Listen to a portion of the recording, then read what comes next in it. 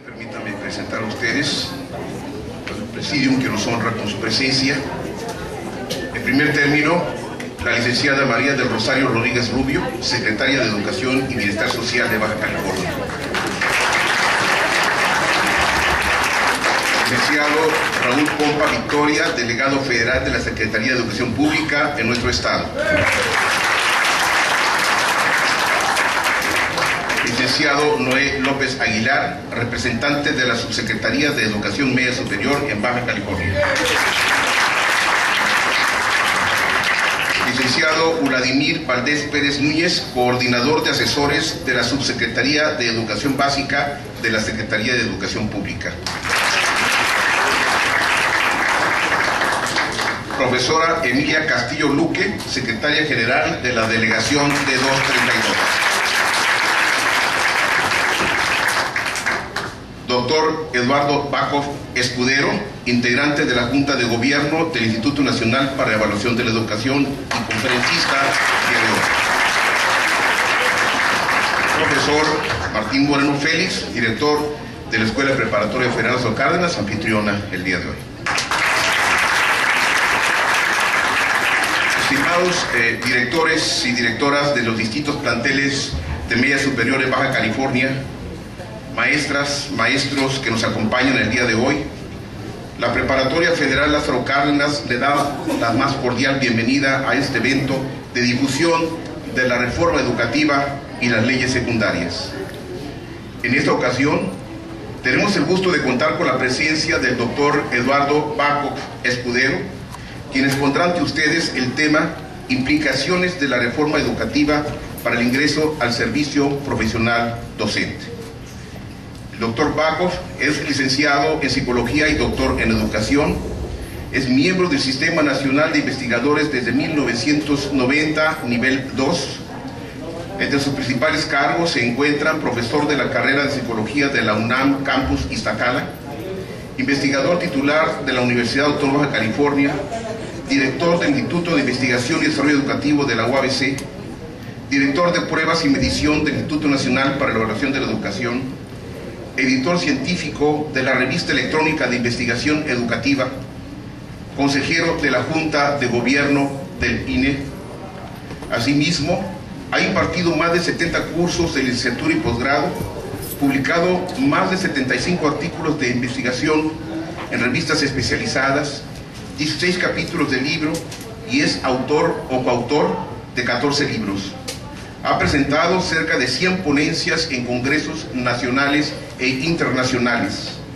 Es revisor de proyectos de investigación del Consejo Nacional de Ciencia y Tecnología y miembro de comités editoriales de 5 revistas científicas. Su campo de interés es el desarrollo y validación de pruebas de aprendizaje de gran escala y la enseñanza y evaluación asistida por computadora. Es coautor del examen de habilidades y conocimientos básicos, del examen de ubicación de matemáticas y del examen de competencias básicas académicas que se utilizan en varias universidades públicas del país para seleccionar y diagnosticar a sus estudiantes de bachillerato y educación superior. Fue responsable del desarrollo de los exámenes de calidad y logros educativos, EXCALE, que se usan para evaluar la calidad de la educación básica del Sistema Educativo Nacional. Ha sido asesor de 2 proyectos internacionales de evaluación en gran escala que coordina la Organización para la Cooperación y Desarrollo Económico, PISA 2012 y TALIS 2013. Sus proyectos más recientes de investigación tienen que ver con la validez de las pruebas nacionales e internacionales y la construcción de instrumentos no cognitivos. Pero antes de ceder la palabra al doctor Bakov, permítame presentar al maestro Martín Moreno Félix, director de la preparatoria, quien tiene un mensaje para ustedes.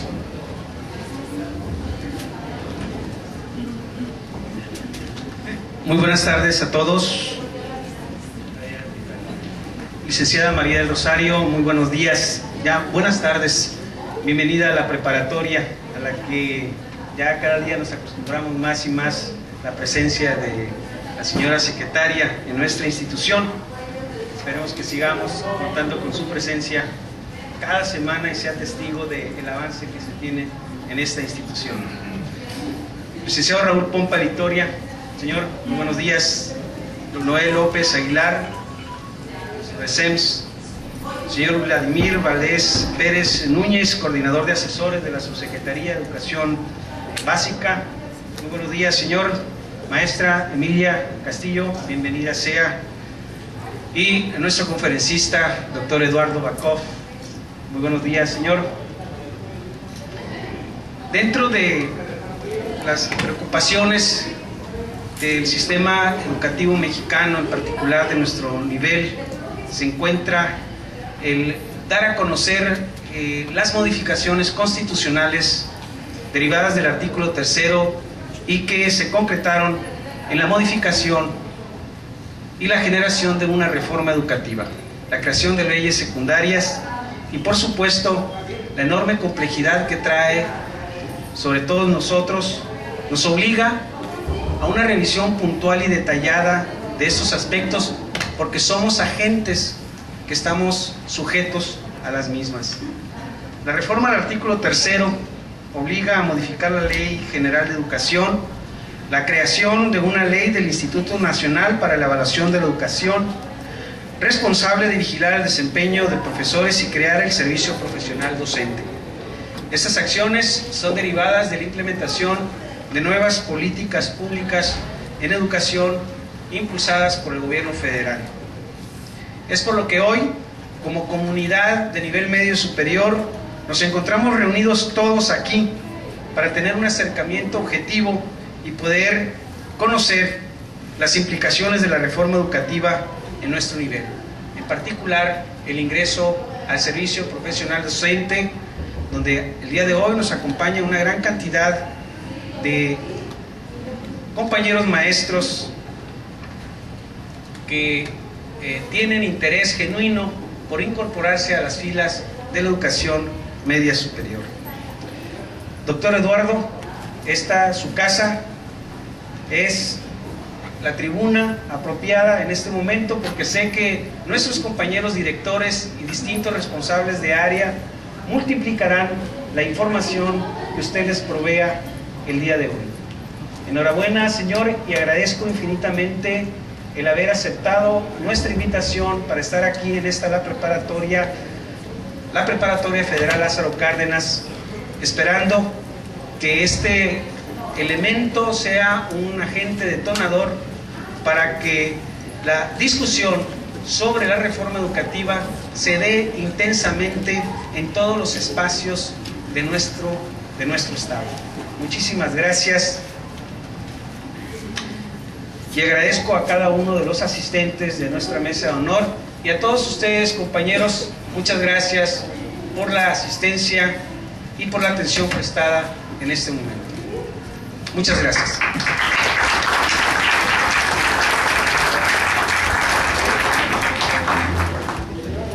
A continuación,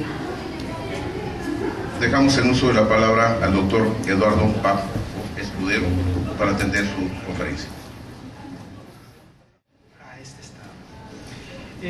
Déjenme decirles que le decía yo a Martín que parecía que él me estaba haciendo un favor, o que yo le estaba haciendo un favor a él venir, pero en realidad él me lo estaba haciendo a mí. Se lo está haciendo al instituto, se lo está haciendo a México, porque existe una necesidad imperiosa de informar.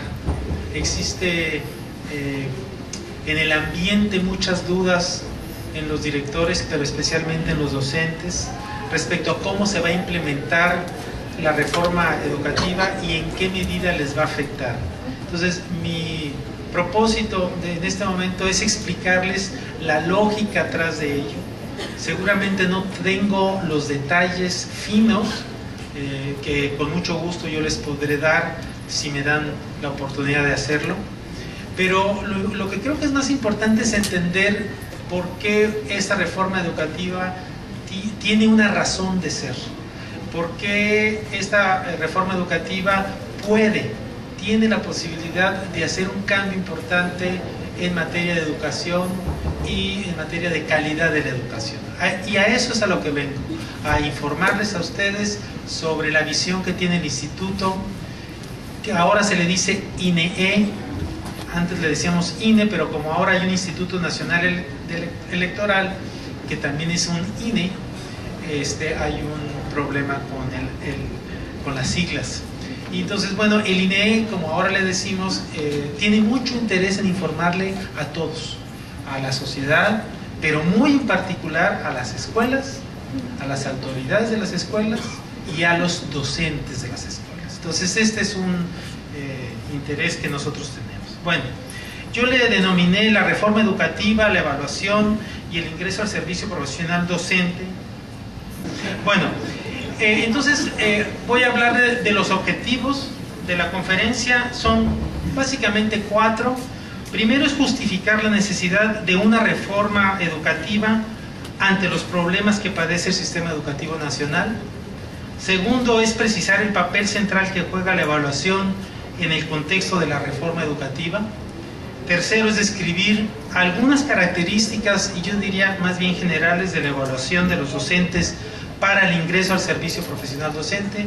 Y aquí hago una aclaración: estoy hablando en términos generales y no particulares de la educación media superior, aunque la gran mayoría de los artículos de la ley aplican para ambos. Y llegar a unas conclusiones sobre los retos que tiene el implementar la reforma educativa en un país que ha transitado por muchos años por ciertos caminos y ahora queremos moverlo, por supuesto, para el bien de México. Hablo ahorita de problemas y creo que es importante compartirlos. Entonces, la pregunta es: ¿por qué es necesaria una reforma educativa? Bueno, en principio platiquemos sobre los procesos de acceso. En términos generales estoy hablando del país. 2.9 millones de niños entre 3 y 5 años y 1.7 millones especialmente de niños de 3 años no asisten a la escuela, aunque en teoría deberían de hacerlo. Cerca de 400,000 alumnos entre 6 y 11 años les pasa lo mismo, y cerca de 550,000 alumnos de entre 12 y 14 años tampoco van a la escuela. 3.9 millones en edad de educación básica no asisten a la escuela. En la mayor parte de los casos viven, fíjense algo interesante, viven en localidades donde sí hay escuelas, porque siempre hay esta idea de que en las poblaciones más pobres, en donde no hay escuelas, pues no hay forma, pero no sucede el caso. El sistema educativo ha crecido suficiente como para tener escuelas casi en todos lados, y a pesar de que hay escuelas, hay una cantidad enorme de niños, casi 4 millones, que no asisten a la escuela. También hay muchos problemas de trabajo infantil, discapacidad y por supuesto deserción, que hacen que nuestro sistema educativo no sea eficaz.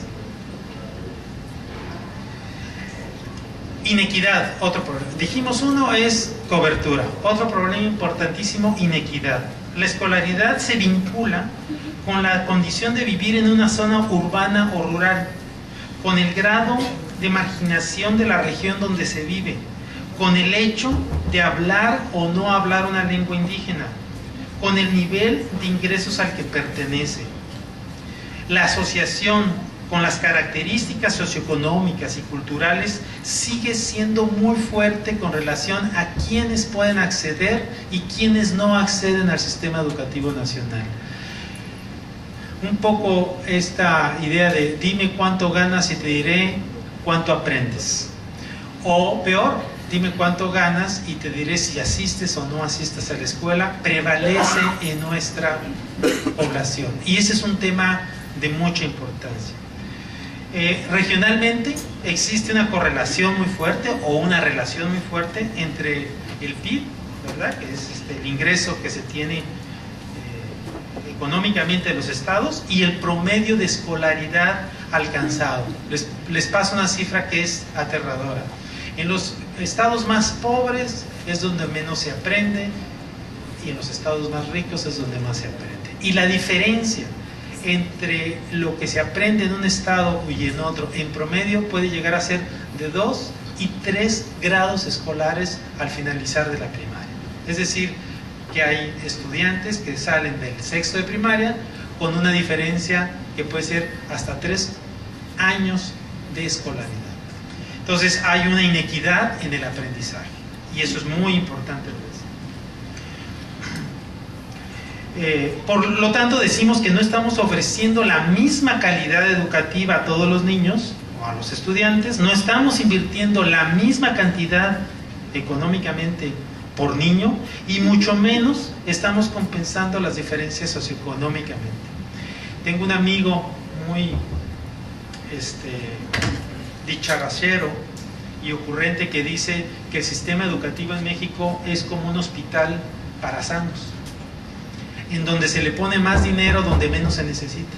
Y eso sucede en las grandes urbes, en las grandes ciudades, y en donde más se necesita, que es en los lugares más alejados, con mayor pobreza y con mayor necesidad, en donde menos infraestructura, donde menos condiciones especiales para que se aprendan, y ya no se diga si esto estamos hablando de discapacitados o de niños o estudiantes con necesidades especiales.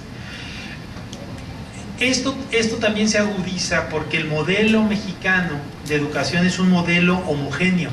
Hay un currículum nacional, hay libros de texto nacionales, aunque recientemente ya hay libros de texto, digamos, regionales. Pero nosotros somos un país muy diverso. Baja California no tiene nada que ver con Chiapas, o con Oaxaca, o con Guerrero, en todos los sentidos. Y sin embargo tenemos un currículum y tenemos un sistema homogéneo. Entonces, si nosotros aplicamos un sistema homogéneo a una diversidad de personas y de condiciones, pues obtenemos una diversidad de resultados, y este es uno de los problemas que tenemos. También hay que considerar que el 10% de la población pertenece a grupos etnolingüísticos, a 68 grupos etnolingüísticos. Nosotros aquí conocemos a lo mejor al Paipai, a los Quiliguas, a unos grupos chiquitos, pero en Yucatán, digamos, quienes hablan maya, o en el centro quienes hablan náhuatl, es decir, son 68, cosa que aquí en Baja California muchas veces no conocemos y pensamos que somos muy parecidos en toda la República. 6.9, casi 7 millones de estudiantes o de niños hablan lengua indígena. Entonces tendríamos que atender, es una proporción, un porcentaje gigante. Y por supuesto, ¿dónde es en donde menos se aprende? Pues es en las comunidades alejadas y especialmente en las indígenas. Y más especialmente en las zonas indígenas, o los grupos, perdón, indígenas que migran. Y tenemos nosotros en San Quintín una cantidad importantísima de estudiantes. ¿Cómo los atendemos? Pues les puedo decir que son las peores condiciones escolares las que se tienen para esos grupos que son los más necesitados. Por eso es que mi amigo dice que somos como un hospital para sanos. Calidad, ya dijimos, cobertura, inequidad, calidad. Calidad de la educación, pues se ha visto que nosotros estamos, aquí no lo digo, pero no lo pongo en esta gráfica, pero se los digo, o en esta lámina. Estamos entre el 52 y 54 lugar en el mundo en términos, si ustedes quieren, de un ranking, que no nos gustan los rankings, ordenamientos, como le quieren decir, entre los países, entre los 65 países que se evalúan en esta prueba que le llaman PISA, que ustedes deben de conocer muy bien, pues más o menos estamos en el 64 lugar.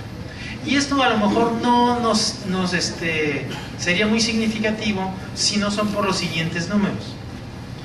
En PISA, en lectura el 39, casi el 40%, 4 de cada 6 estudiantes. En matemáticas, 5, el 50%, 5 de cada 10 estudiantes. Y en ciencias también casi otros 5 de cada 10 estudiantes están por debajo de lo que la OCDE llama el nivel 2. El nivel 2 es el básico. Quiere decir que el 50% de nuestros alumnos, en términos generales, no logran los aprendizajes mínimos básicos que se consideran en una comunidad mundial, por decirlo de esta manera. Y eso está grave, porque entonces no solamente no tenemos la cobertura, hay una gran inequidad, sino en términos de calidad, ni siquiera, o sea, estamos a la mitad de que se aprenda lo mínimo, ya no digamos lo máximo. En lo máximo más o menos de memoria es como el 0.05 de la gente que llega al máximo. Pero eso no es lo que más me preocupa.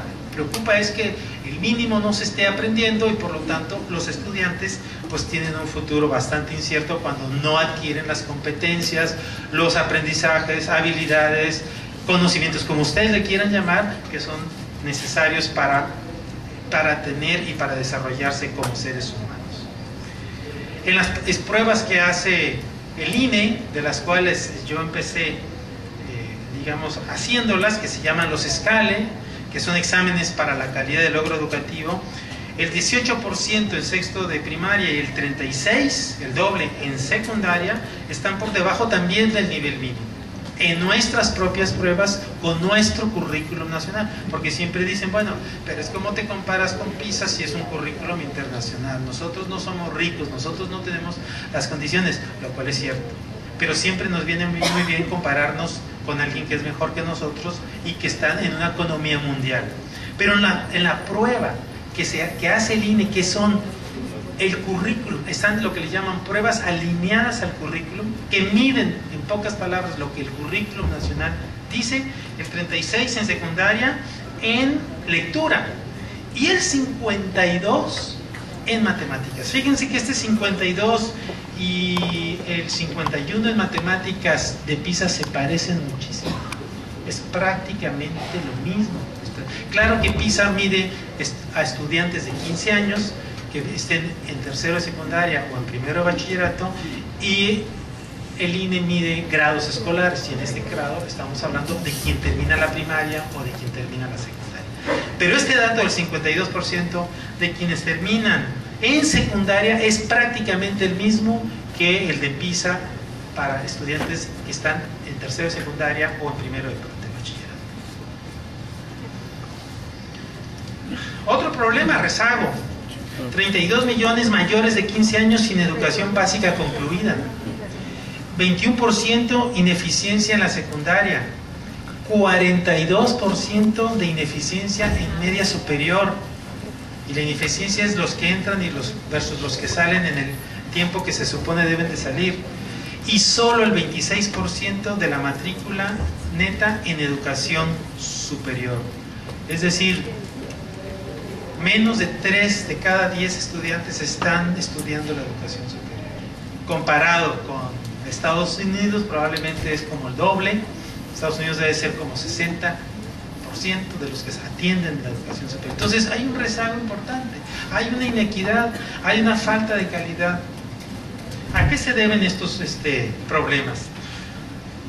Muchísimas cosas, además de la pobreza, la inequidad social, problemas de índole externo a la, la educación. Dentro de la educación, desigualdad en la distribución de los recursos entre las escuelas, entre las regiones, débil liderazgo en las escuelas, supervisión escolar que no está centrado en la pedagogía o la enseñanza, sino en otras funciones, métodos educativos tradicionales, deficiente formación inicial y actualización de los docentes, ineficiente e inadecuado uso de la tecnología, climas escolares que no son propicios para el aprendizaje, modelos homogéneos como ya lo había mencionado, y en algunos casos racismos en contra de las personas que son de origen distinto al nuestro, étnico, de las distintas culturas. Estos son algunos de los componentes, vamos a decir, o causas de los problemas. ¿Por qué la evaluación entonces? ¿Por qué la evaluación está en el centro de la reforma educativa?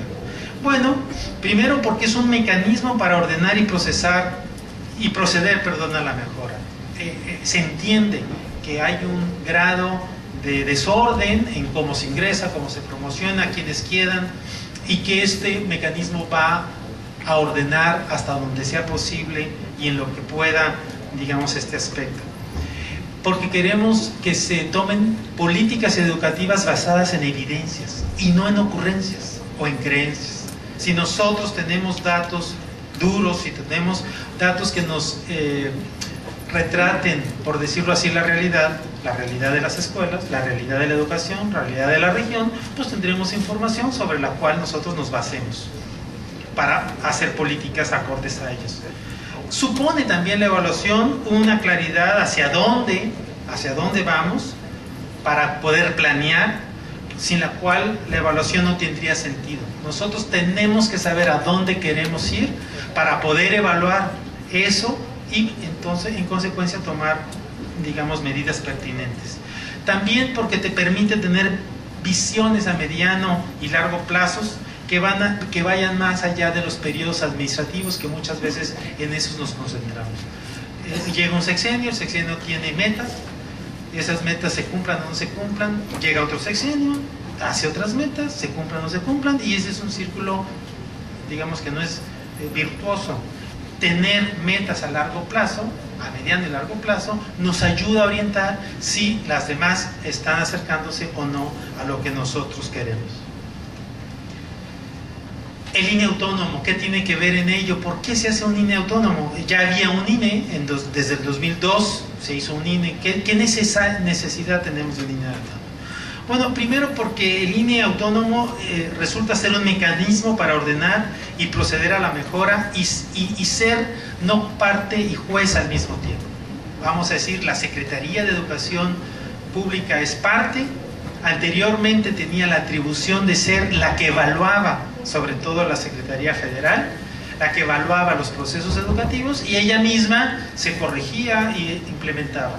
Bueno, al tener una evaluación externa, tenemos mucho más transparencia, mucho más objetividad y no viciamos esto. Decía, políticas educativas, perdón.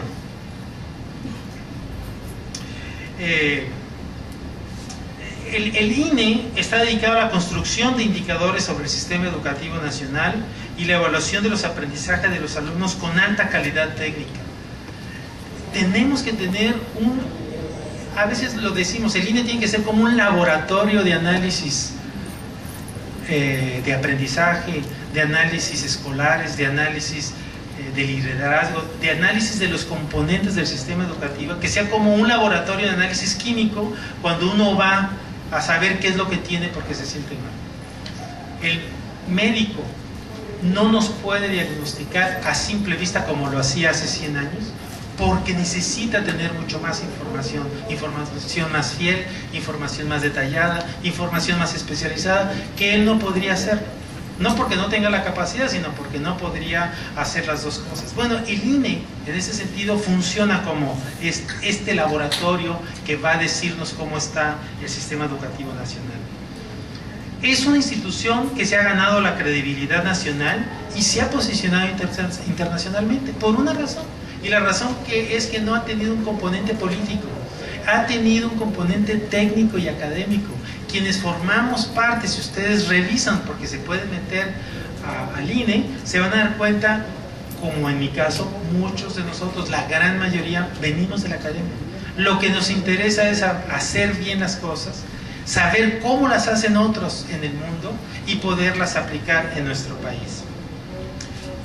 Hasta el 2012 había transitado como un organismo descentralizado, pero se requería de una voz mucho más fuerte, técnicamente sólida en materia de evaluación educativa. El INE se descentralizó o se desconcentró, mejor dicho, de la Secretaría de Educación Pública, porque es muy difícil ser parte de la Secretaría de Educación Pública y no atender a sus políticas educativas. Entonces, ¿cómo puedes ser independiente en una evaluación si dependes de lo que el jefe te va a decir, si se publica o no se publica, y qué evaluación hacer y cuándo no hacerla? Porque políticamente puede ser no correcta, porque no es lo adecuado. Entonces necesita, como en el caso de los médicos y los laboratorios de análisis clínicos, son autónomos.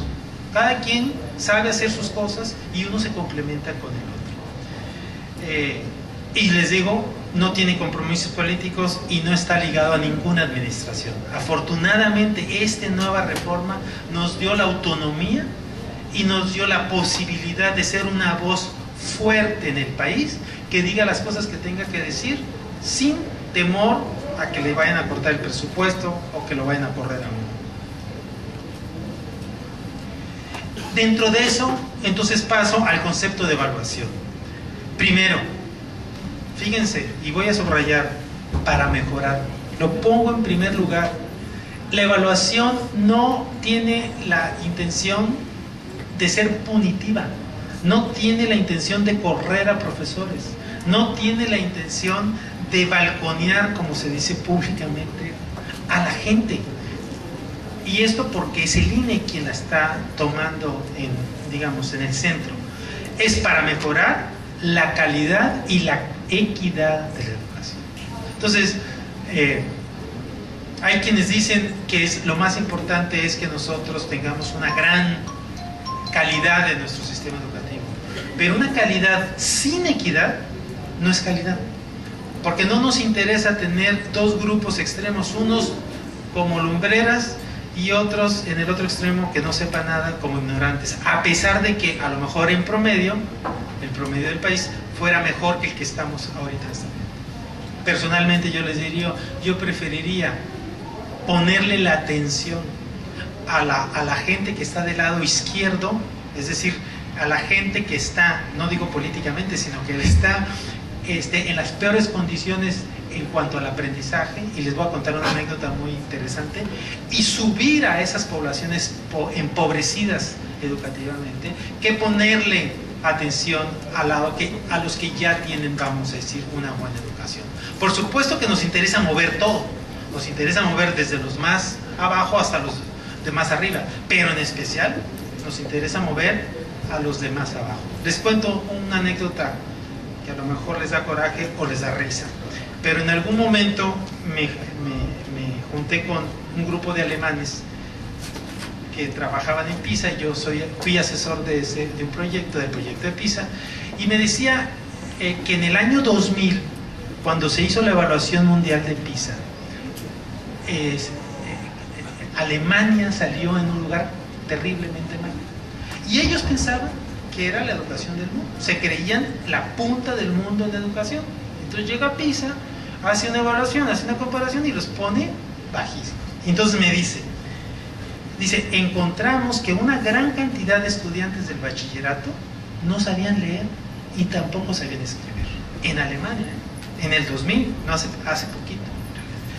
Dice, ¿y sabes qué es lo que más nos dolió? Me dice, con esas palabras casi me lo dijo, que nos dimos cuenta que los estudiantes más malos estaban tan mal como los mexicanos. O sea, ellos pensaban que estaban mal, pero no tan mal como nosotros, o al mismo parejo. Bueno, ¿saben lo que hizo Alemania?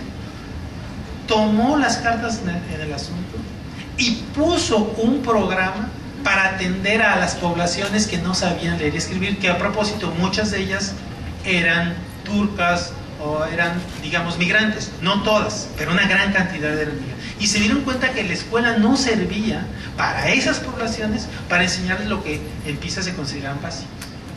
Entonces, como ellos se consideraban la punta del mundo y a nosotros nos consideraban la cola del mundo, no les gustó que un grupo importante de sus estudiantes estuvieran a la par que nosotros. Y me dijo, te lo digo con todo el respeto, porque no era una cuestión, pero sí nos impactó muchísimo. Entonces, la evaluación sirve para eso, para poder enfocar, detectar focos rojos y hacer políticas que puedan atender, resolver los problemas. Evaluar por evaluar no sirve para nada. Es como ir al laboratorio de análisis clínicos, ¿no? Le hace los análisis, llega y los mete en el cajón, pues no pasa nada, absolutamente nada. Es tirar el dinero en realidad y el esfuerzo, ¿no?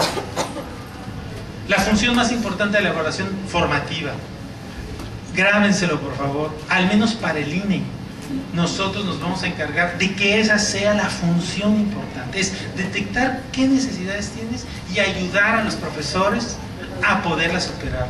Nuevamente, la evaluación diagnóstica clínica es para saber qué problemas tienes y que el médico te ayude a superarlo. Es la misma lógica y es una lógica muy simple. Pero la evaluación por sí misma no mejora nada, absolutamente nada. Inclusive hay un dicho que dice que si se pesa mucho al puerco, entre más lo peses, más se enflaca. O sea, no sirve para nada y enflaca por el ejercicio de estarlo subiendo a la balanza, ¿no? Entonces, igual nos pasa con nosotros. Si evaluamos mucho y no hacemos nada con esa evaluación, nos enflaca en todos los sentidos de la palabra. Entonces, ¿por qué queremos la evaluación? Porque requerimos de formación docente, porque queremos tener a los directivos muy bien formados o a los mejores directivos, porque queremos que las condiciones de trabajo, la seguridad laboral, la infraestructura y el equipamiento escolar mejoren, porque queremos que se consideren todas las condiciones del contexto para poder tener una idea de cómo estamos. Les doy el ejemplo nuevamente clínico. No crean que soy doctor, pero me gusta el ejemplo. Si ustedes van al análisis clínico y les dicen que ustedes tienen X cantidad de glóbulos rojos o glóbulos blancos, nadie les va a poder decir si eso está bien o está mal. Si no conocen las condiciones, si son mujeres o hombres, si son viejitos o son niños, si están embarazadas o no lo están, si tienen una enfermedad o no lo tienen, etcétera, etcétera. Entonces, las condiciones en donde se evalúa son importantísimos para poder entender y para poderlas interpretar. Las evaluaciones en vacío no sirven para nada. A lo mejor sirven para hacer ordenamientos, para hacer críticas, para hacer lo que quieran, pero no sirven para mejorar. Necesitamos conocer las condiciones para que la evaluación tenga sentido. Y por supuesto, esto permite señalar los componentes necesarios para mejorar. Entonces, si nosotros hacemos una buena evaluación diagnóstica, pues queremos que con esto se pueda mejorar. Entonces, evaluación para mejorar y una evaluación formativa como punto importante. ¿Qué se evalúa? Pues se evalúa a todo el sistema nacional. El INE evalúa todo el sistema nacional. Evalúa aprendizajes, evalúa condiciones escolares, evalúa perfiles de los docentes, evalúa planes de estudio, materiales, infraestructura escolar, liderazgo de los profesores, de los directores y también de los profesores, clima escolar, etcétera, etcétera.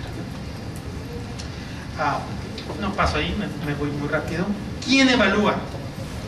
Bueno, evalúan las instancias que forman parte del Sistema Nacional de Evaluación, que es una intelequia que se acaba de formar en la reforma educativa. ¿Quién es el Sistema Nacional de Evaluación? Son autoridades estatales o locales, autoridades federales e instituciones desconcentradas o descentralizadas que formen en común a todo el país junto con el INE. Y al INE le toca coordinar a esa intelequia que se llama Sistema Nacional. Entonces, a todo mundo nos toca evaluar en nuestras respectivas atribuciones, pero a todo mundo nos toca evaluar para poder mejorar.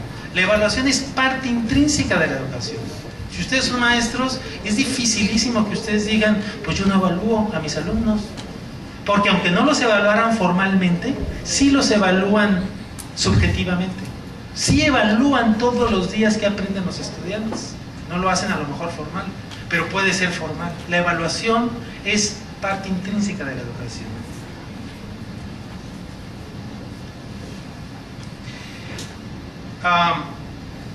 Las autoridades educativas, aquí está la secretaria de Educación y me encanta que esté, es una gran deferencia que nos hace que ella esté, y decirle una cosa que es muy importante, que acaba de salir de una reunión con las autoridades educativas, en especial con los departamentos o unidades de evaluación de los estados. Nos hacían un reclamo al INE, las 32 entidades federativas, decían, ¿cómo van a implementar la reforma educativa? Y nos están pidiendo a nosotros que hagamos instrumentos de evaluación. Estamos hablando nada más del ingreso, del ingreso al servicio, cuando no tenemos departamentos de evaluación.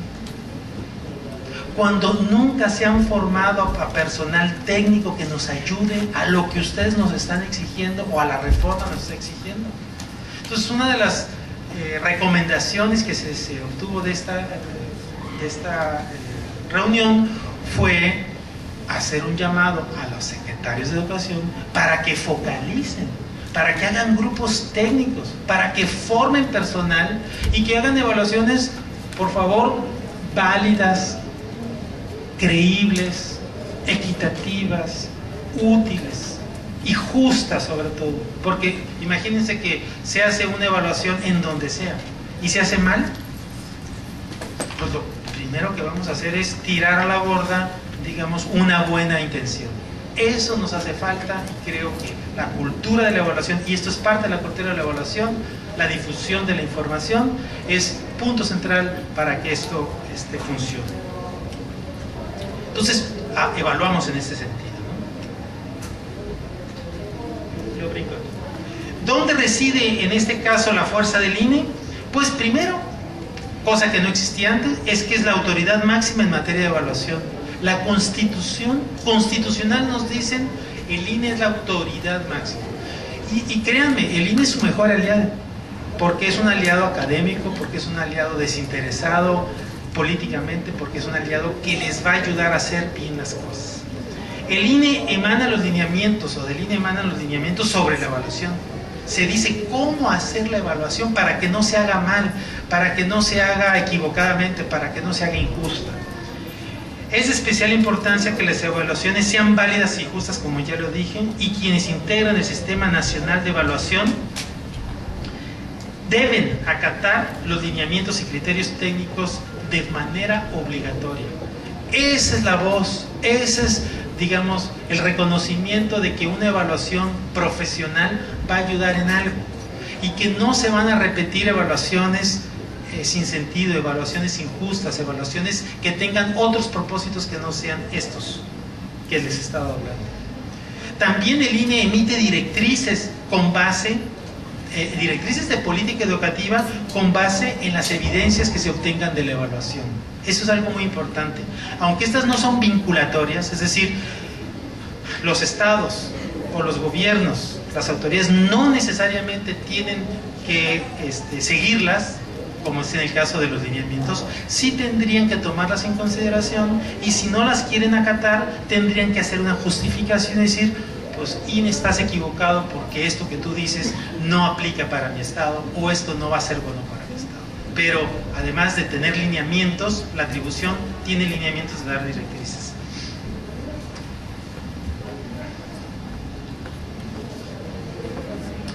¿Por qué decimos que es una nueva evaluación?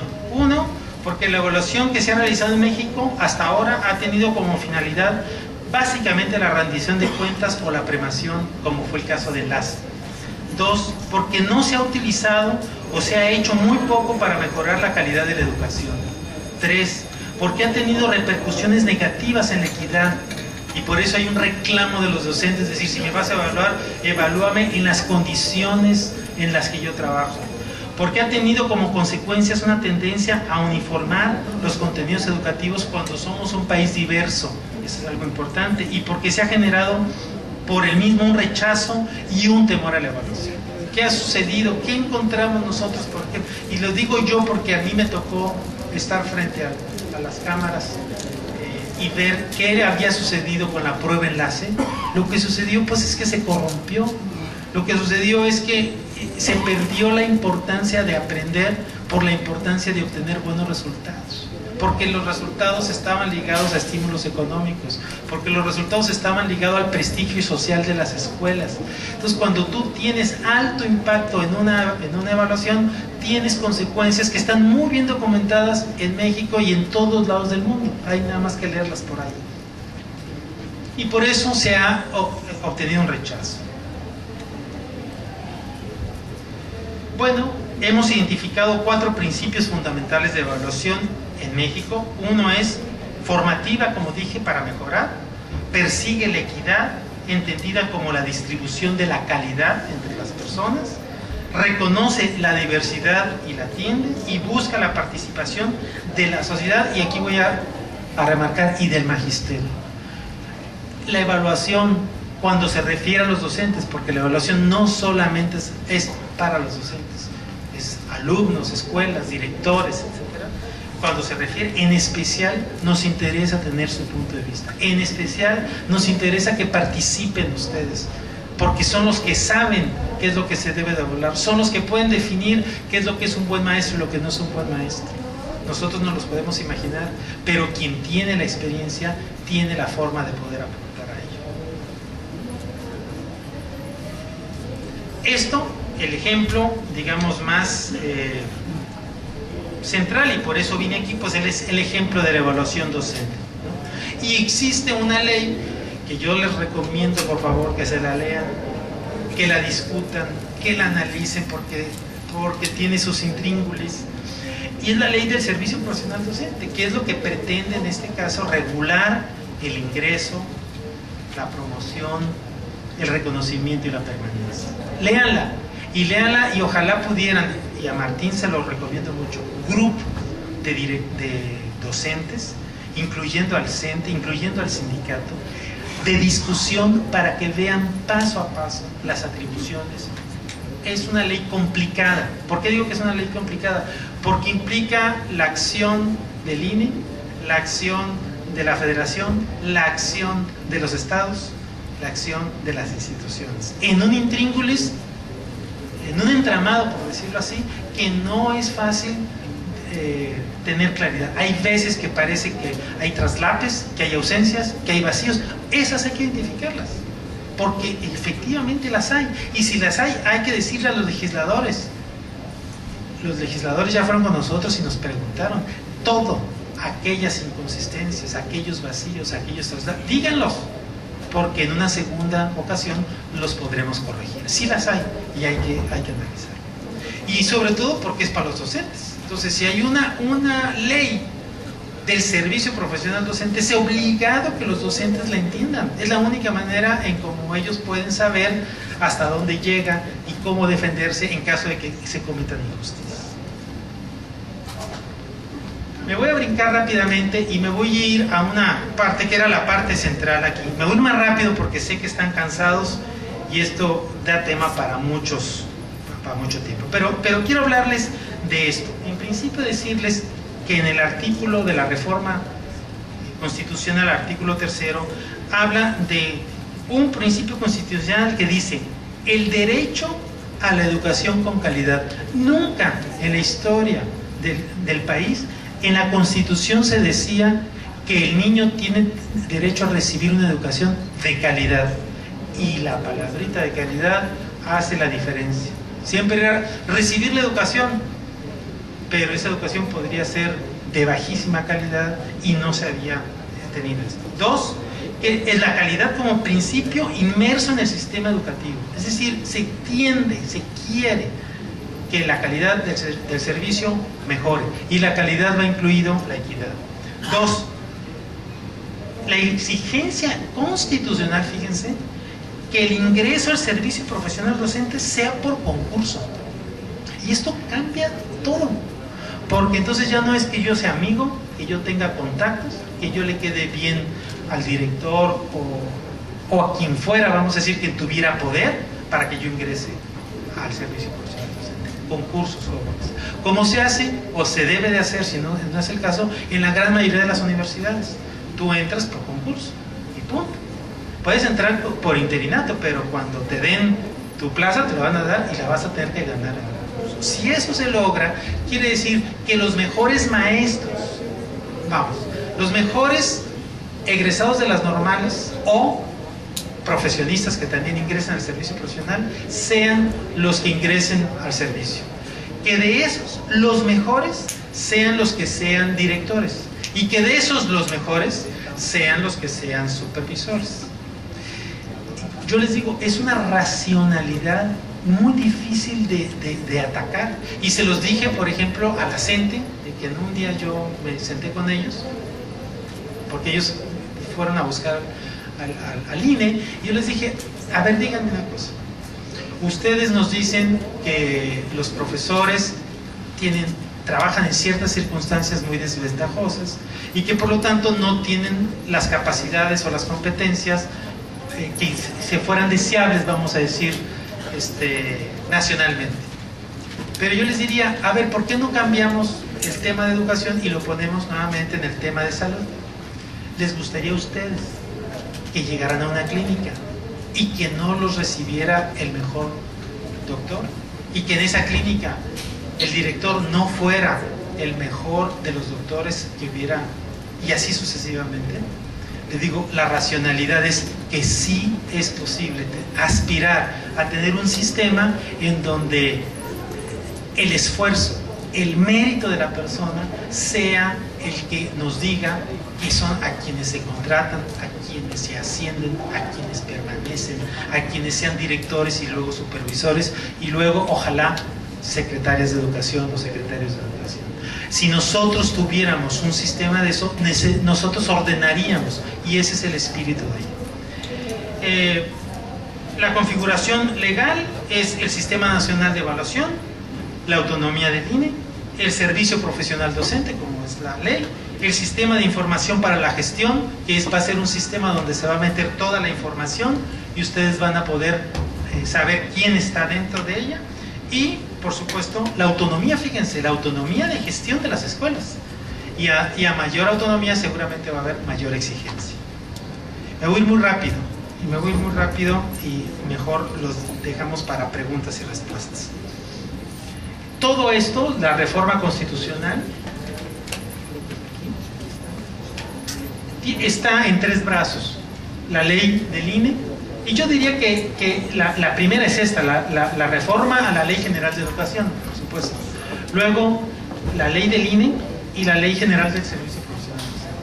Y esto tiene las responsabilidades, aquí las pongo en negritas: expedir lineamientos en esta ley, la evaluación para el ingreso, promoción, reconocimiento y permanencia en el servicio profesional docente, y en la reforma de la Ley General de Educación, el fortalecimiento del programa de desarrollo profesional de los docentes. Como son los brazos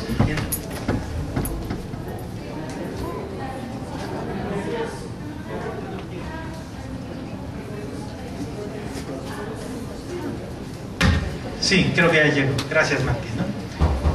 Bueno, la ley general tiene como finalidad reglamentar todo lo referente al servicio. Su propósito es que las funciones docentes de dirección o supervisión estén orientadas a brindar una educación de calidad. Se van a dar cuenta que todo es eso, y que para ello quienes desempeñen dichas tareas deberán reunir las cualidades personales y competencias profesionales para que promuevan el máximo logro, fíjense, el máximo logro posible del aprendizaje de los estudiantes. Entonces, tiene la calidad como eje central de la reforma.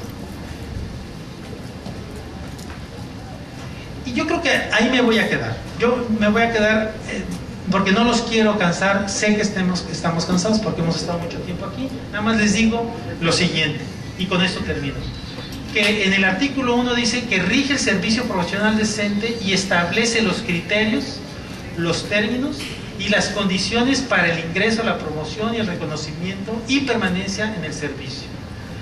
Que regula el servicio profesional docente en la educación básica y media superior, no la educación superior, que es un tema que han dejado de lado los legisladores por lo pronto. Y ahí se dice que se deben de establecer los perfiles, los parámetros y los indicadores con el que se va a evaluar a los profesores en el servicio, y se va a regular los derechos, obligaciones derivados de esta ley, y que sobre todo se va a asegurar la transparencia y la rendición de cuentas de toda la actividad de la ley de servicio profesional docentes. ¿Quiénes son sujetos de la ley? Los docentes, el personal con funciones de dirección y supervisión de la educación pública y obligatoria del país. Entenderla toda requeriría no de una conferencia, sino de un taller, créanmelo.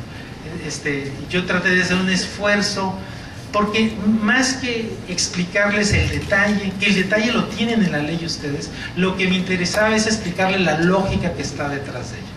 Y pues con esto les doy muchas gracias por su atención y por el aguante que hayan tenido conmigo. Gracias.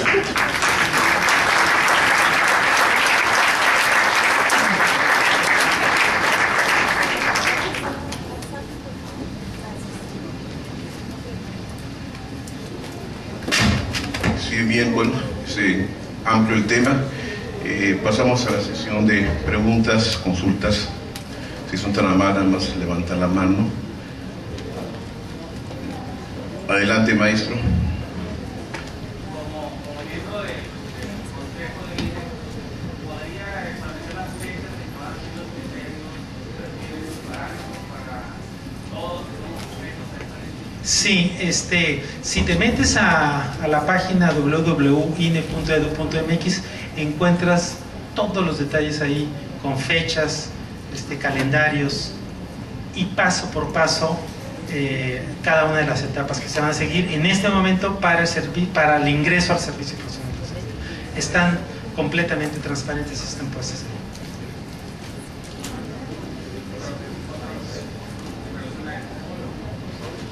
En cuanto a este calendario, está hablando ya de concursos para el nuevo ingreso. Los recursos o las plazas nuevas las va a proporcionar cada cooperativa, cada municipio, o la federación. Bueno, ahí es algo que nos puede ayudar la secretaria, que debe saber mucho más que yo de dónde están las plazas y quién las va a proporcionar, pero en principio, algo que les puedo decir es, todas las plazas que haya, de donde provengan, van a ser concursables.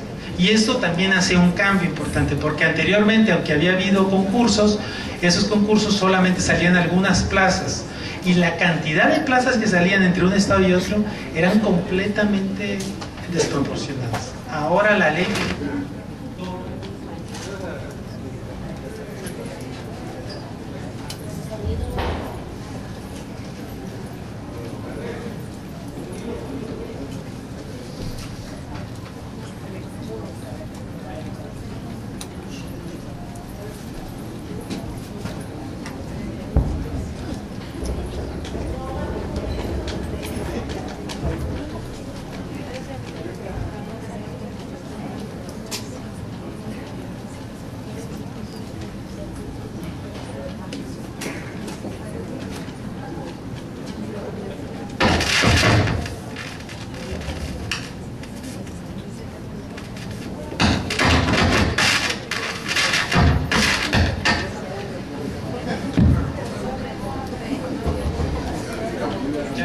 Sí. ¿Alguna otra pregunta por ahí? Sí, maestra, por favor.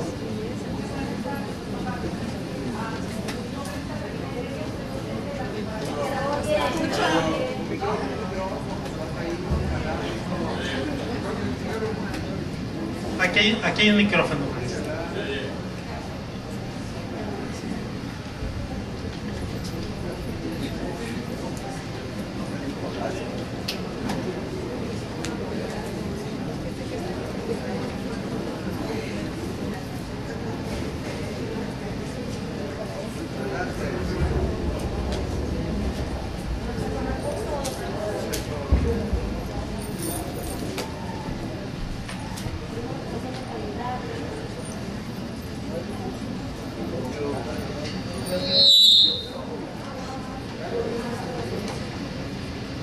A ver. Buenas tardes, doctor Sí, Paco. Mi gracias. nombre es Catalina Heredia, soy docente de la preparatoria Lázaro Cárdenas. Bienvenido a esta su institución. Tengo en mis manos un documento muy extenso, son 22 páginas, fue lo que se publicó el 6 de marzo pasado, y me he dado cuenta que los títulos que se están utilizando para todo este proceso con las nuevas leyes de educación son larguísimos. Lineamientos iniciales específicos de la evaluación para el ingreso al servicio profesional docente en educación básica y educación media superior, y lineamientos iniciales específicos de la evaluación para la promoción a cargos de funcionarios de dirección, directores en educación media superior para el ciclo escolar 2014-2015, INE, etcétera, título primero y demás. Uno de los términos que usted manejó, que a mí me parecen muy adecuados, es la equidad. Sin embargo, en estos documentos que yo tengo en mis manos se maneja diferencias entre algunos estados. Se habla de que habrá evaluaciones iguales en todo el país, pero habrá otras específicas por entidad federativa.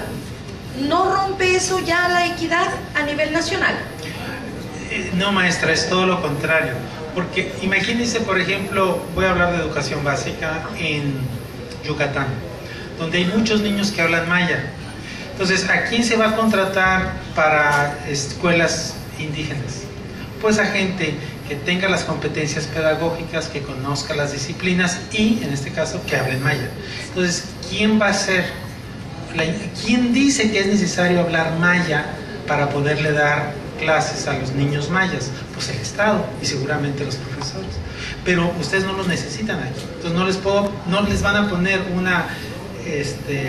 un instrumento, vamos a decir, una evaluación especial en maya porque no lo necesitan. Eso es equidad. Eso es lo que hace que justamente lo que quiera sea lo que se evalúa y no otra cosa. Solo que el puntaje será diferenciado. Sí, seguramente digamos, va a haber una evaluación, por decirlo así, un componente nacional que lo define la Secretaría de Educación Pública con todas las, vamos a decir, auscultaciones que ella puede hacer, lo hace de la manera mejor, y cada uno de los estados definirá también cuáles son los instrumentos que se van a aplicar adicionales o complementarios que se requieren porque son sumamente importantes y porque están justificados. Entonces, quienes ingresen a Yucatán tendrán una ponderación general común y una ponderación particular en el caso del idioma maya en particular. Eso que menciona usted en todo caso sería aplicable aquí para las 2 o 3 zonas en básicas que manejan población indígena proveniente del estado de Oaxaca. En caso de que el Estado lo hubiera definido así, si el Estado dice, no, sí, nosotros necesitamos, por ejemplo, unas evaluaciones adicionales, esas evaluaciones ya fueron autorizadas y las van a incluir, en ese caso, si fuera el caso, así lo haría. Muchísimas gracias. No creo que sea el caso en este momento porque son muy poquitos, pero digamos, si fuera el caso, así lo haría. Entonces, cada estado tiene la oportunidad de poder definir las evaluaciones complementarias que crea conveniente. Le repito mi agradecimiento, pero quien quiera hacer uso del micrófono tendrá que venir hasta por acá. Se está viciando mucho el sonido, pues.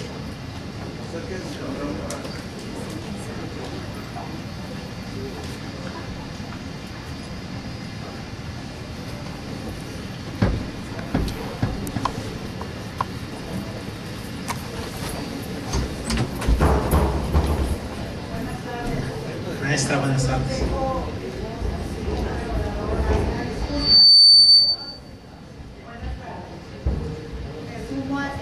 Le extienden la bienvenida a la preparatoria.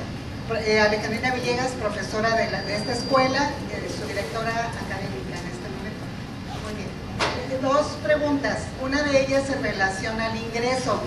Se ha generado mucho, aquí en nuestra escuela tenemos alrededor de 50 maestros que están cubriendo interinatos en este momento y que aspiran a formar parte de la planta de maestros de la preparatoria Lázaro Cárdenas. La pregunta que se genera es si los concursos de ingreso al sistema serían a nivel nacional, es decir, si los maestros, muy particularmente de Baja California y de la preparatoria en lo particular, van a competir en un momento dado junto con todos los maestros a nivel nacional. Esa es una pregunta. Y perdón una vez para no estar provocando esta interferencia. La otra pregunta es en relación ya al proceso de permanencia, de promoción y de formación, y es en el sentido de que hasta ahora, hasta este año o el año pasado, el personal docente era evaluado a través de una plataforma que se llamaba el sistema de línea para la evaluación de docentes.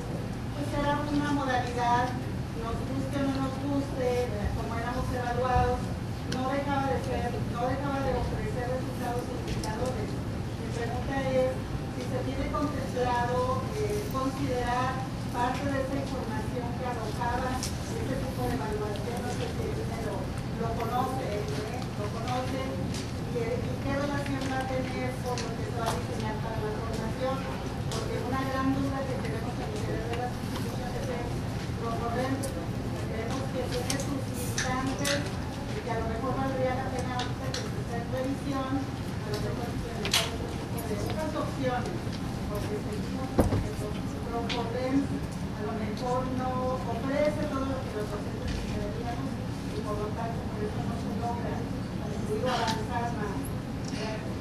A ver, maestra, ahorita la respuesta que yo le puedo decir es que está en construcción todo, pero nuevamente el espíritu y a lo mejor no el detalle.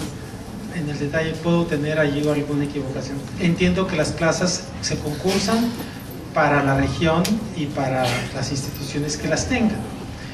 Que en este momento, al menos en educación básica, por ejemplo, se están concursando para normalistas, específicamente para normalistas por esta ocasión.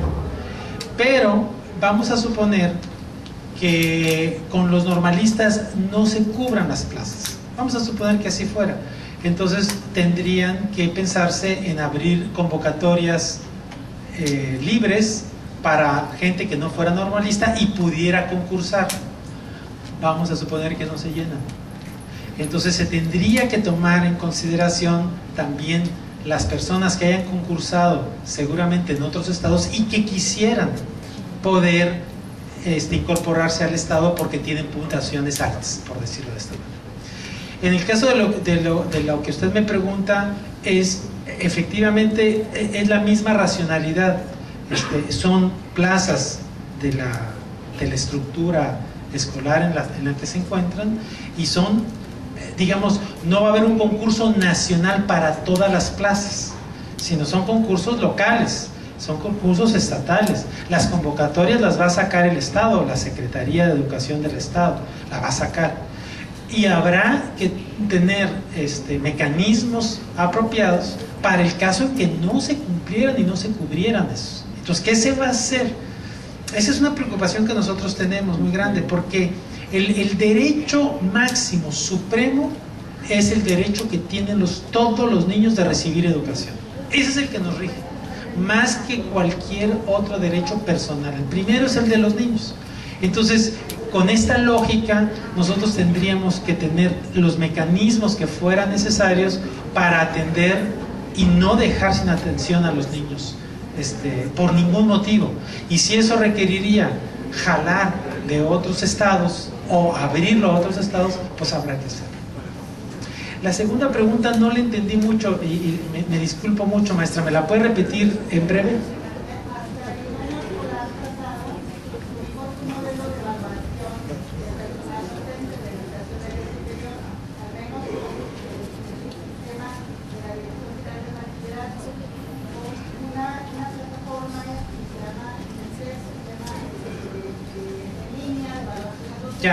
Ya la entendí, perfecto. Mire, eso lo está definiendo la Subsecretaría de Educación Básica y eso tendrán ellos que definirla y poner la consideración nuestra para que todo sea congruente.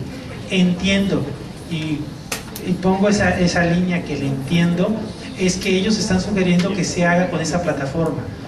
Si los contenidos de las evaluaciones van a ser los mismos o no, no lo puedo saber porque están trabajando primero en los perfiles, una vez que ya se decidieron los perfiles, en los parámetros e indicadores, y una vez que se definieron los parámetros e indicadores, en los instrumentos que los van a evaluar. Pero entiendo que la plataforma es una propuesta que está haciendo la subsecretaría y que creo que la van a mantener.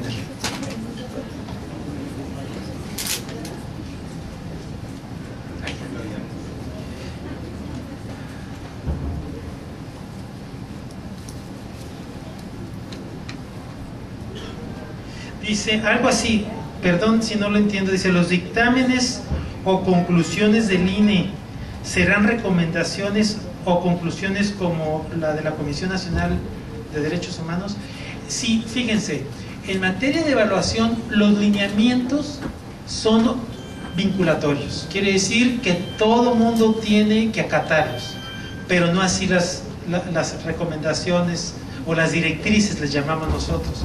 Nosotros podremos decir, de acuerdo a las evaluaciones, por ejemplo en un estado, existen tales o cuales carencias y se sugiere, ¿verdad?, como una directriz, que se atiendan de esta o cualquier otra manera. Esa es una recomendación o una directriz que se va a basar en evidencias que nosotros vamos a tener que mostrar y no en ocurrencias. Al Estado le corresponderá decir si está de acuerdo o no está de acuerdo en esas directrices. Si lo está, pues las llevará a cabo y estaremos todos felices. Si no lo está, por las razones que él el Estado, quiero decir, quiera, entonces tendrá que hacer públicas sus explicaciones. Es decir, no estamos de acuerdo, no estamos en posibilidad, no es una prioridad, no tenemos el recurso o lo que ustedes quieran. Pero lo que es muy importante es que entonces van a haber, digamos, dos declaraciones. Una por parte del INE en cuanto a recomendaciones y otra por parte de los estados en cuanto a si se cumple o no y en qué medida se cumple, porque pues digo, el INE no tiene la verdad en todo y seguramente muchas cosas que podremos decir, aunque estén basadas en evidencias, en algunos estados podrán no llevarse a cabo. Piensa en Oaxaca. Hace 3 días tuve una entrevista en Excelsior, en televisión Excelsior, y lo primero que me decían, ¿y cómo le van a hacer el INE con Oaxaca? Simplemente si no entró el censo escolar, ¿cómo le van a hacer para implementarlo? Mi respuesta es no lo sé. Al INE no le corresponderá hacer, digamos, la implementación. A cada uno de los estados les corresponde hacer la implementación, primero digamos, con las leyes, ¿cómo le llaman? Con el empate de las leyes estatales, la armonización de las leyes, gracias, y después con los mecanismos de implementación. Y créanme, mi expectativa es que va a haber estados, yo espero que Baja California sea uno de ellos, que lo haga muy bien y muy rápido. Y va a haber estados en que no lo van a poder hacer, y no lo van a hacer a lo mejor en varios años, o lo van a hacer mal. Yo les decía, siendo cautos, yo pienso que la reforma educativa va a tener una implementación gradual, desigual entre un estado y otro, porque las condiciones nuevamente son distintas. Desearía yo decirles, en todos lados se va a hacer igual, se va a hacer muy bien, y de julio en adelante vamos a tener un sistema educativo o una implementación que va a mejorar el sistema educativo. Siendo realista, yo pienso que no va a ser de esa manera, que va a ser gradual, que va a depender del liderazgo del gobernador, del liderazgo, en este caso, de la secretaria de Educación, y del apoyo que ustedes le den, porque ella solita no va a poder. Son las escuelas. En este caso, me encanta estar en esta escuela que no la conocía, no tenía el privilegio de conocerla, pero igual van a comenzar a destacar escuelas que lo hagan mejor que otras escuelas. Entonces, por eso yo digo, aprópiense de la reforma, conózcanla, estudienla, pongan gente realmente a entenderla, hablen con su secretaria, etcétera, etcétera, e implementenla en la medida de lo posible, de la mejor forma. Y bueno, eso es una cosa. Dice, ¿qué organismo en el Estado realizará las convocatorias de ingreso, así como los lineamientos en el nivel de medio superior? A ver, no, pues depende. Será, digamos, a los sistemas que le toquen a la Subsecretaría de Educación, de Educación Media Superior, pero también hay, acuérdense, los organismos descentralizados, ¿no? Los CONALEPs, los colegios de bachilleres, ellos tendrán que hacer lo correspondiente, y lo correspondiente a la Subsecretaría de Educación Básica Federal será a través, por supuesto, de la Secretaría de los Estados.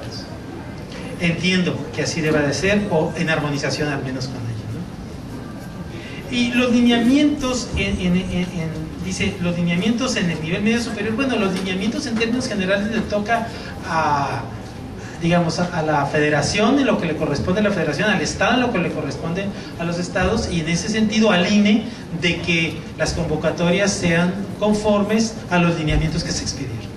O sea, nosotros nos toca vigilar que las convocatorias estén de acuerdo con esos lineamientos. Y perdonen si no soy muy preciso, porque puedo equivocarme. Manejo la ley, pero no al grado de poder resolver todas. Tendría que revisar seguramente algunas cosas de que ya se ha publicado, pero atrás de esto, vuelvo a repetir, la lógica es esa.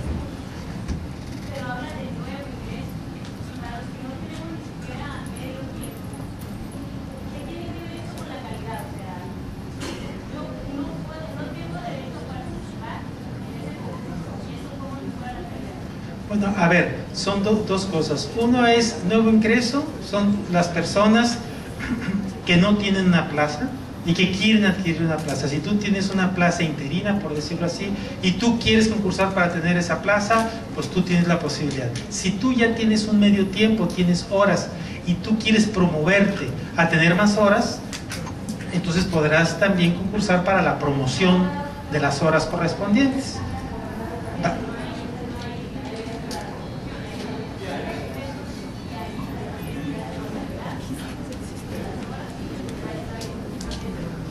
No, no es así, perdón que no te pueda yo detallar el caso que tú me estás precisando, pero una cosa son nuevo ingreso y otra cosa es promoción. Y la otra, para el caso por ejemplo de media superior también va a haber la cuestión para promoción de directores o, ¿verdad?, para personal directivo, que no es el caso de la educación básica en este momento. Pero se entiende que en el caso de subir de horas es una promoción. Entonces habrá que ver cuáles son los lineamientos para la promoción, cómo es que se van a definir para estas personas que están la mecánica de poder concursar para esa promoción.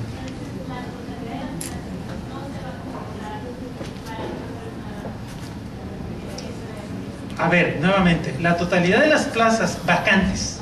Ok, ahora hay toda una serie de plazas que es un galimatías, ¿verdad? Las plazas que son de nueva creación, las plazas que se están en interinato, las plazas que se acaban de quitar porque alguien se jubiló, alguien se murió, las plazas que están a la mitad y que no se les han dado por completos. Entonces, habrá que determinar, no te puedo decir la verdad, me apena no tener la respuesta concreta que te pueda satisfacer.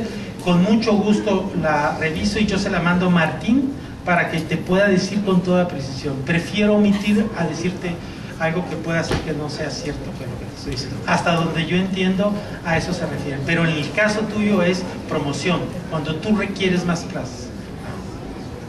Y no es nuevo ingreso, es distinto.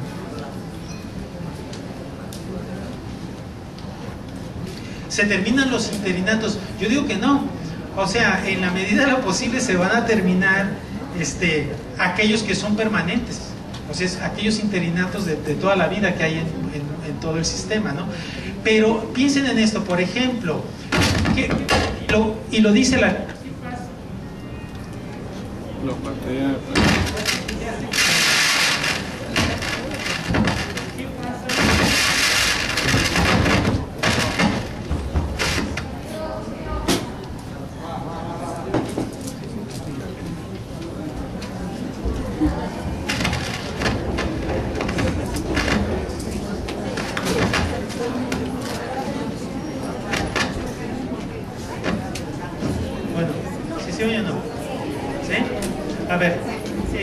¿Qué pasa, por ejemplo, cuando a la mitad del año escolar alguien se jubila, alguien se muere o hay una plaza? Pues esa plaza se tiene que cubrir por un interinato. ¿Quién la va a cubrir? Fíjense aquí lo interesante, en teoría lo debería de cubrir en orden de prelación aquellas personas que no pudieron ingresar digamos en el concurso inicial y que quedaron en los primeros lugares. Es decir, se va a tratar de jalar a las personas que tuvieron las mejores puntuaciones aprobatorias, como les dice el Estado, y que están, por decirlo así, en reserva de poderlos. A lo mejor no todas vayan a quererlo hacer, pero en teoría a esas personas se les ofrecería el interinato y se acabaría por ese año. Y el próximo año, cuando se concursen nuevamente las plazas, habría que concursar igual que todas las personas. Pero en ese momento tiene que haber interinatos necesariamente, porque siempre hay plazas que se desocupan, digamos, en el año, en el transcurso del año. Dice, el INE va a tener sucursales en los estados de la República. Esa es una excelente pregunta, porque nosotros contemplamos tener oficinas de coordinación que estuvieran muy cercano a las secretarías de educación para poder ayudar, para poder vigilar, para poder lograr nuestros objetivos.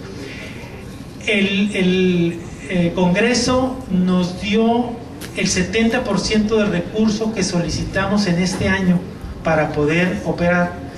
Y como no teníamos el 30%, decidimos que por este año sacrificar las oficinas, porque eran, si bien son necesarias, no eran, digamos, de la máxima importancia, al menos en este año. Seguramente el próximo año que tengamos, ojalá y que tengamos el recurso suficiente, van a comenzar a aparecer oficinas pequeñas, ¿eh? No queremos hacer, digamos, un monstruo burocrático. Todo tendría que ser pequeño, tendría que ser coordinación y no grandes oficinas con personal que nos costaría mucho dinero. Este año lo más probable es que no está contemplado porque no tuvimos el recurso, pero sí está contemplado en la estructura organizacional del INE. Dice, si en verdad se dan las plazas por concurso, ¿cómo blindar los resultados y seleccionar los mejores o más aptos cuando en el ejercicio mostrado en secundarias los resultados del concurso no seleccionó a los mejor calificados? ¿Cómo lograrlo? Bueno, este es un reto de todo el país. La primera es decir, tienen de aliado a un instituto que no tiene ningún propósito y ningún interés de ningún tipo que no sea el que esto que ustedes me están preguntando se cumpla. Porque hacer una evaluación como un ejercicio que no tenga las consecuencias que nosotros queremos no vale ni siquiera la pena.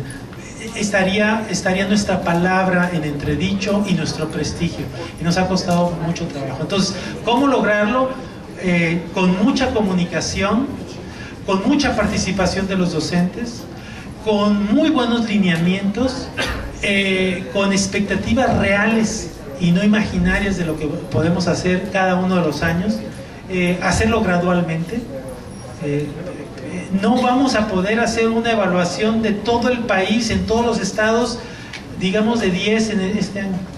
Entonces preferimos, por ejemplo, que no se hagan evaluaciones complementarias en los estados que no tengan la capacidad de hacer instrumentos confiables y válidos, a hacer algo mal hecho. Entonces, la voluntad nuestra, la supervisión nuestra, la ley que nos ampara y por supuesto la coordinación con los estados, que en términos generales es muy buena. Lograrlo, que se haga en la escuela, en el profesor, en específico, pues es una tarea de todos. Nosotros imposible que podríamos estar en todas las escuelas, en todos los lugares. Dice, además del examen, ¿qué otra cosa se considera para otorgar las plazas tanto de nuevo ingreso como las de ascenso? Ahorita nada más estamos trabajando en las de nuevo ingreso. No tenemos, pero les puedo dar como ideas, ¿no? La idea es que no sea un examen, que no sea un examen único de conocimientos de opción múltiple estandarizado en todo el país.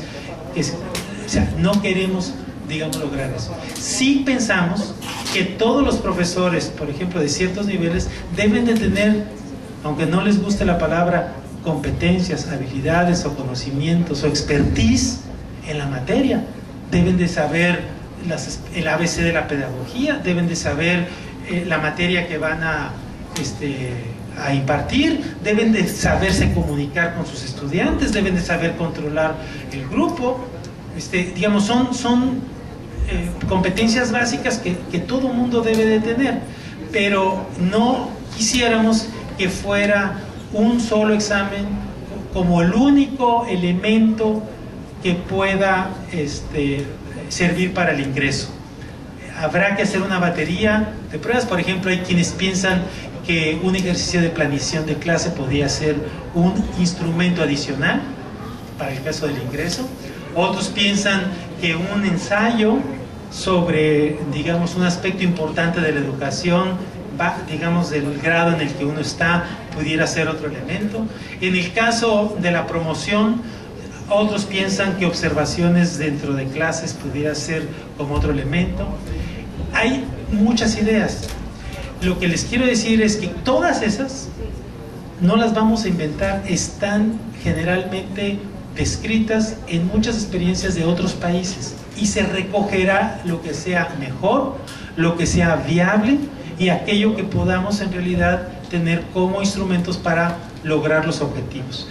Yo creo, y esa es mi posición, es que cada año se van a hacer mejor las cosas, porque de un principio en 3 meses hacer todo un instrumental con todas las Bs es muy difícil hacerlo. Entonces esperemos que si no nos sale tan bien como quisiéramos, el próximo año lo haremos mejor y así sucesivamente. Pero se piensan en varios tipos de tareas evaluativas, llamémoslo de esa manera. Otros pueden ser portafolios. Estamos pensando en la mejor manera y en lo que los docentes nos digan. Créanme que no solamente es uno que esté inventando cosas, tendrá uno que recurrir a los docentes, y que si el docente está convencido de que ese perfil, de que esos indicadores, que esos instrumentos efectivamente están cubriendo las necesidades y se identifican con él, es la forma en como todo el mundo va a estar contento y va a poder trabajar. Dice usted que se hará más énfasis en las escuelas normalistas y su participación, pero hay muchos maestros que son profesionales. ¿Dónde quedan ellos? En el caso de la educación básica, en este año son normalistas como prioridad y está en un transitorio. En el caso de la educación media superior no es el caso. En el caso de la educación media superior serán profesionales de todos los tipos los que van a ingresar ahí. Y a partir de 2 años son todos por igual. Y hay un enojo de los normalistas, por supuesto. Ahí la maestra podrá saber aquí cómo en cada uno de los estados hay exigencias para que solamente sean los normalistas o sean los que tengan la prioridad. Ahorita se va a hacer así por una negociación, se creó pertinente, y en 2 años se va a abrir a todos los profesionistas que muestren las mejores competencias.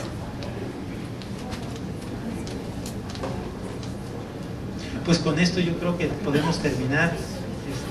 Y yo les agradezco muchísimo su interés, su participación y sobre todo su aguante, porque ya es hora de comer y todavía no lo hemos hecho. Gracias, muy amable.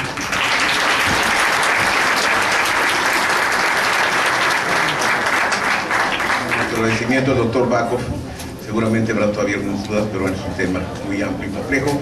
Para quienes deseen un anuncio, para quienes deseen la presentación del doctor Bakov, pueden solicitarla enviando un correo a EPFLC, que son las siglas Escuela Preparatoria General Lázaro Cárdenas, EPFLC, @lazarocárdenas.edu.mx, indicando únicamente favor de remitirme presentación del doctor Bakov, y nosotros se las enviamos.